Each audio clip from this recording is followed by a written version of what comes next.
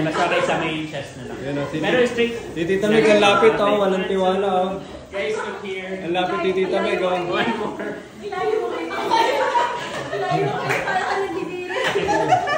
Tita Meg oh. Natatakot oh. Ako naman. Sanay. Akin na. Mark, tamat mo. Akin na. Tamat mo.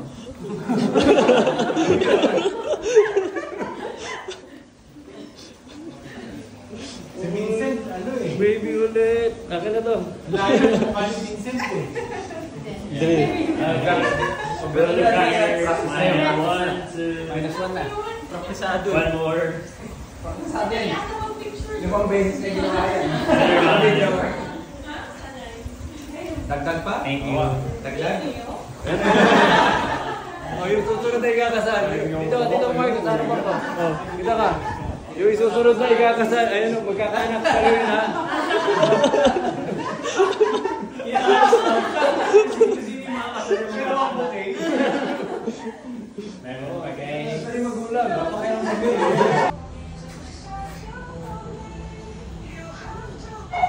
To enter the baptismal font and welcoming her into your community. And we also thank everyone who has arrived here today to celebrate her baptism. And this we pray, bless us, O Lord, in these guidance, which we are about to receive from the Lord of Christ. Okay,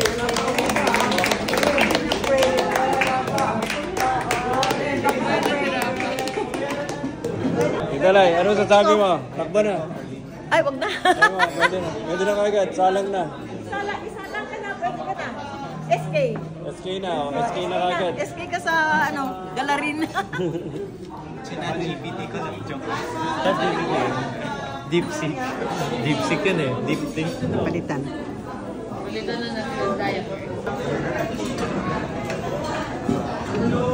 Ikaw, Rafa.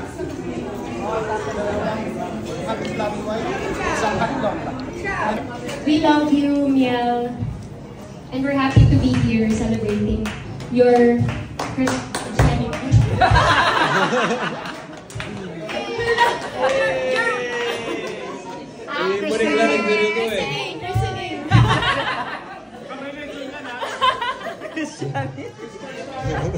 Okay na.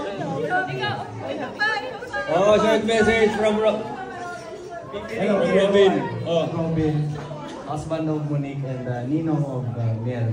So we are really happy to be here to celebrate this milestone. Celebrate this milestone together with the Season family and and beautiful inside and out.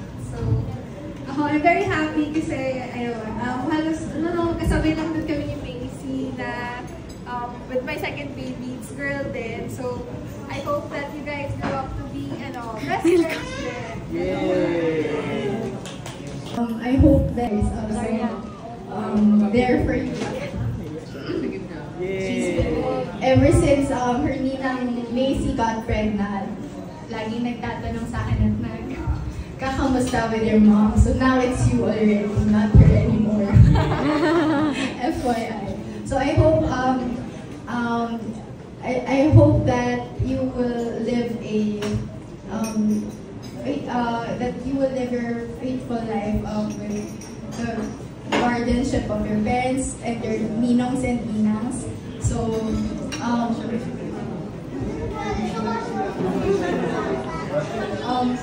and that so we're always here for you, okay? No matter what, we're always text or call away. Yes.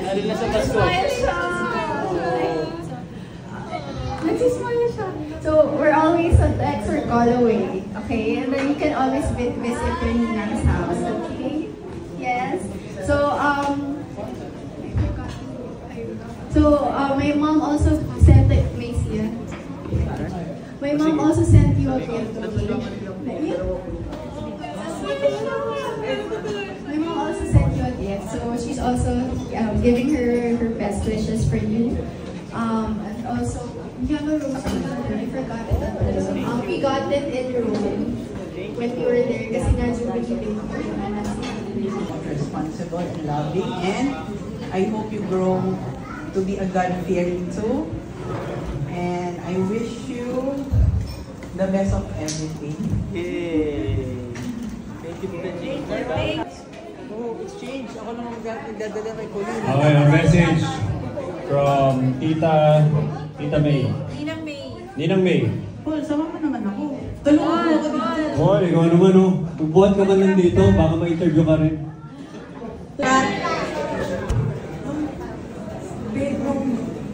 Bago pa siya pinanganak, sabi ko, Kim to, si Kim, mukha ni Kim. Pero ngayon, naging beautiful na. Gwapo naman yan.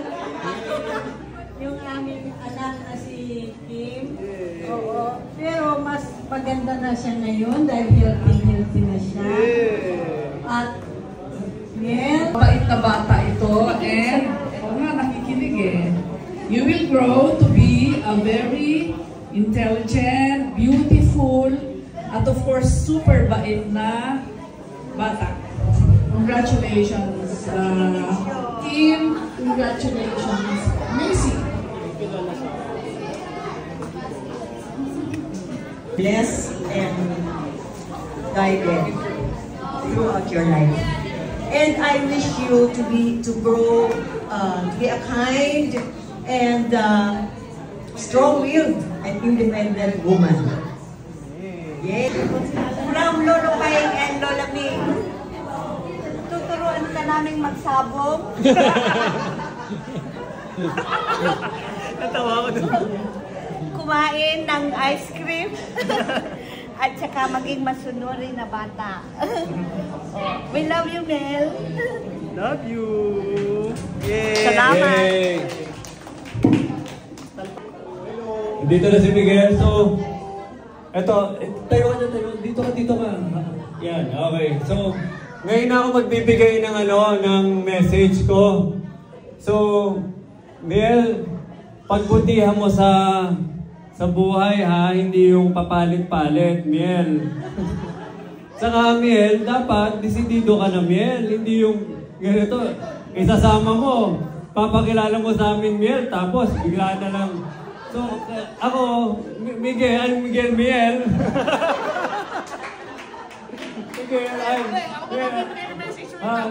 hindi nagbibigay message ko sa bata para lumaki na maayos, na masigla. So, Miguel, sana lang sa itong sa pagpasok sa Season World, Christian World, na kami, okay. So, let's hear it from Miguel. Si Ate Reggie, hindi kinakayo. Ate Reggie, may message ka ba? Bilang panganay ng Season Cousins. Anyway, interviewin ba natin? Interviewin ba? Interviewin na yan. Interview! Ito, very quick lang. Dito ka muna, Miguel. Ayan. Okay. Dito. So, ikaw ba, Miguel? Bilang nasa tamang edad. May interview lang, mabilis lang. So, paano kayo nagkam? Magme-message ba kay Ashley? Message muna. Ano ba, message muna o interview muna? Hindi, Ashley, lang to Ano lang kami, close kami lahat na magpipinsan. Sinisigurado namin na kung may papasok sa family ng season, nagsisisi muna. Katulad ni Robby, nagsisi rin yan nung na-meet namin sa kasama ni So anyway, okay na ba interview tayo? Para naman close ka agad yung season family, tama? Tama, okay. Yung yung mga, alam niyo naman yung mga interview lang na para magkakilala na tayo, wholesome. So, magaling ba humalik si Miguel?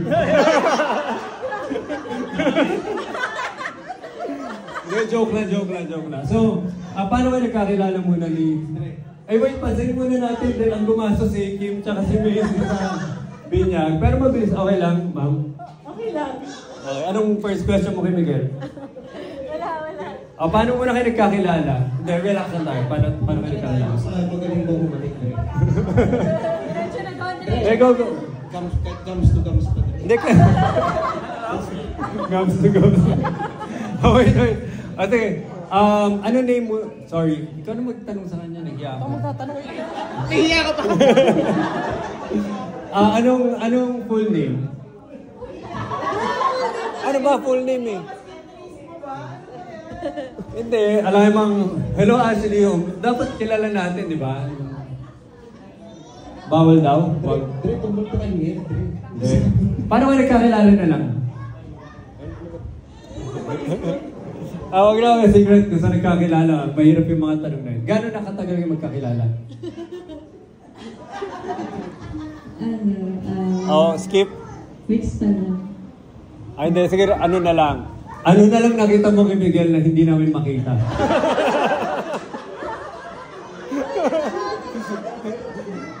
Okay, that's it. Thank you so much. So, message mo niyo muna sa kay Miel.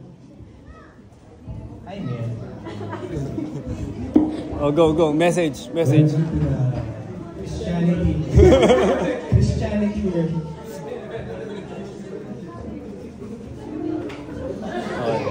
Sana lumaki kami. Magmana ka sa daddy mo. Kasing ganda ng mami mo. Ha? Daddy naman. Kasing bait, na? Kasing bait. So yun lang. Welcome to the Christian World. Dito lang kami ni Tita Ashley kung kami pa.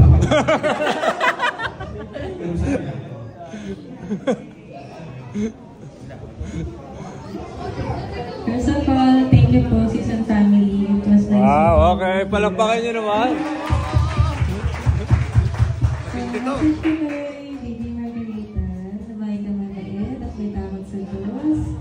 I know naman na maayos ang parents mo and also family mo to guide you. So, ayun. Mag-aral mabuti pagkalaki. Nakatingin ka pa sa atin. Yun lang. God bless and welcome to Christian World. Wow, ang galing. So, Ashley, sakto. Kung magdidesisyon ka kagad at makukuha mong apelidong Season, naaabot ka pa sa darating na eleksyon. Okay, so thank you, Ashley, Miguel. Kaya ka, Dre. Okay, yan ang totoong binyag. Nabinyagan na si Miguel. Si Ashley. Sino po tatawagin natin? Tama na, pinawisan na dito. Tawagin pa na natin, Tita Meg and Tito Glenn. Tita Meg and Tito Glenn.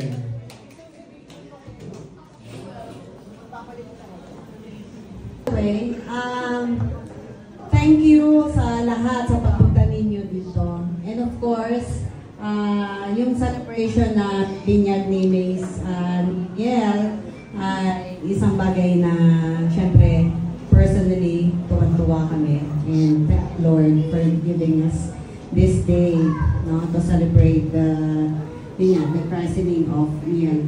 Ngayon, si Miel, lahat ng mga seniors nandito. So, ako yung may last experience na magkaroon na rin ng apo. So, with Miel, ang sinishare ko nga, ang pagkakaroon pala ng isang apo ay isang pagbabago din sa amin. Personally sa akin. Pinaghandaan ko talaga nung buntis na si Macy. Sabi ko, kailangan malakas ang katawan ko. So, nag-gym ako. Bagay na nagbigay sa akin ng inspiration. Dahil, sabi ko, lalo na nakikita nyo na talagang malaki ako. So, kailangan kaya kong buhatin yung apo ko. And, true enough, kasi sa gym, yung kettlebell, nabubuhat ko yun, yung 20 kilos na repetitions ang dami. Tapos, yun nga, nag-weights din ako. So, from there, siguro sa mindset ko, sabi ko, kaya ko dapat buhatin si Miel. And, yun nga. Ano daw po ang preparation ni Papa bago ipanganak si Miel? Anong preparation mo, Papa? Inubuhat na si Miel. Pilit kong kargahin si Miel. Anyway, yun. So, nagbigay siya sa amin ng inspiration to live a healthy life para talagang for a long life for us. And of course, mula nung meron na kaming Miel, iba na rin yung parang nagkaroon ulit ng buhay ang bahay. Masaya.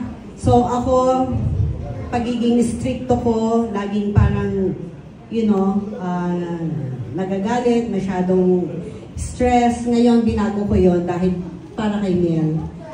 Diba? So maraming ginawa si Miel. Bakit? Hindi ka na pa masaya kay Marco? Anyway, that's all to share. And of course, I wish Miel healthy. Diba? Miel. Healthy. Yeah. And yun. Thank you for coming and I love you, Miel. Basta ako, masaya pa ako kay Marco. O, si Tito Glenn, ano message mo, Tito Glenn? Wala na akong message, sige. Sana wag mo na siyang magbo-boyfriend. Anong nickname mo kay Miel? May nickname si Papa kay Miel? Kim. Nagselos ba si Marco nung dumating si Miel sa bahay? Para. Kasi hindi na siya ang baby Marco sa bahay eh. Meron ng baby Miel. Kaya pala masama tingin, hindi ka maka-message na matino kanina. Nagseselosan mo ba? So ang message ko na lang kay Marco, sana magkaroon na rin ako ng apo sa kanya. Kundi. Kung hindi. Kung hindi daw siya daw magdadala ng apo. Kung hindi ako magdadala ng apo.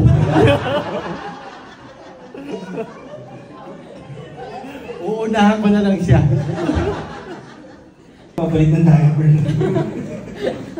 Anyway, ako naman, pa-interview muna ng konti. So, first interview, ano feeling nung dumating si Miel? Like, how does it feel to have a child for the first time? Anong malaki ba yung adjustments? Ibag, malaki. Ibag yung malaki. Oh, yun. Ibag yung malaki.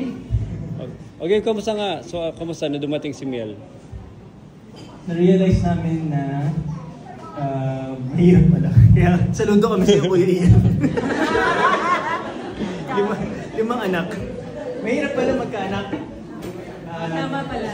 Hindi Pero na- kahit na mahirap, sobrang fulfilling. Talaga? Yeah. Oo, sobrang fulfilling na parang gagawin mo lahat for para sa ano. Next question. Sino yung mas napupuyat? At sino yung pag natulog talagang parang akala mo wala ng pamilya? Ako yung mas puyat. Ang ginagawa ko, tatalakbong na agad doon. Para hindi ako guluhin. Pag ginigising ko si Kim, siguro ibabangon siya mga after 10 minutes pa. Kaya nag-end up, ako na lang nagpapalit ng diaper. Mas ko na yung mga hugot ko dito. Okay, and then next question. Ano yung na-overcome naman, so mahirap na question, pero na-overcome naman. Ano yung feeling, saka ano yung nangyari pala kay Miel nung time na ano ba, yung na-diagnose na may problem? So nagsimula kasi yung problem dahil nag-split up. So dinala namin agad sa hospital. Tapos Pero actually more on scam lang kasi yung doctor. Scam lang yung doctor. Kasi kwento niya na. Anyway, so napunta kami sa hospital. Tapos sabi ng doctor, kailangan daw operahan dahil daw may complications and stuff. Tapos wala kami makuha ng doctor na second opinion kasi nga Christmas time. So December 27. we opted to go with the operation. So operahan na bigla. Yung una, hindi naman ganun yung problem. Tapos nung in-examine, hindi naman pala kailangan operahan. So normal naman pala. Yeah. Nagpa-second opinion kami sa medical city na. Nagpa-second opinion din tayo kay Dr. Cabantu. Oo. So, scam yung doctor. So, pero thankful kami kasi Di naman natuloy di natuloy yung operation. Tapos gitna pa ng Christmas. Gitna ng Christmas. Okay. Well, kinabahan kinabahan ng buong Season family. Season, Madrid, Palaganas, Cabantog. Sino pa ba? Lahat ng mga families. Arevalo. Sa yun, yung balita na. Pero buti na lang, di ba? Everyday tinatanong namin kamusta? Hindi lang pala may makabisit, puro may trangkaso rin nun. Ano pa? Siguro I guess that's it. Tapos kamusta? Ito, message nyo na lang, Macy and Kim, for today. Tsaka congratulations pala. Thank you.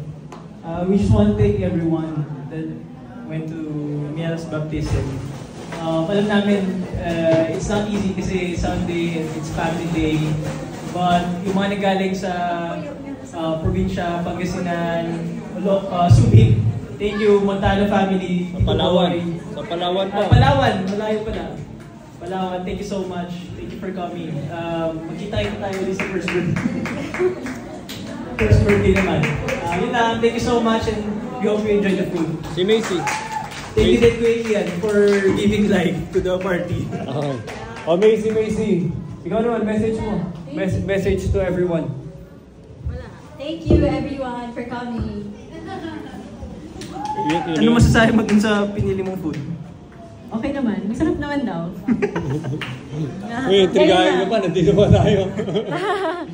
Yun lang. Thank you. Alright. Palakpakan naman natin Macy, Kim, and Miel. Tita Meg and Tito Glenn. Sama na natin si Marco. Okay, 1, 2, 3, rolling guys. Happy Christianity! Oh, one more.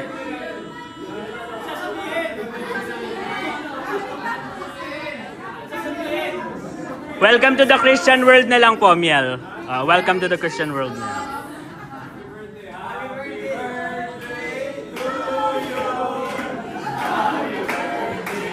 Alright.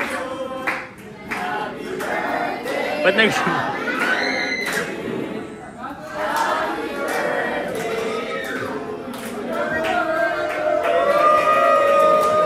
Alright. Hello. Kukunin ko sana eh.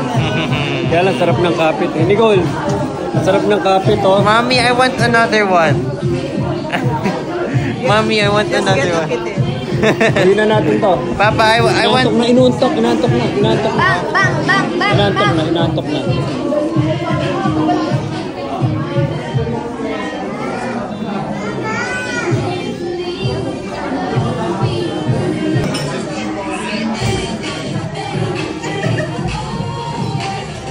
Inantok na Nico eh. Ika? Sabi na, sarap ng kapit oh. Wala na sarap ha?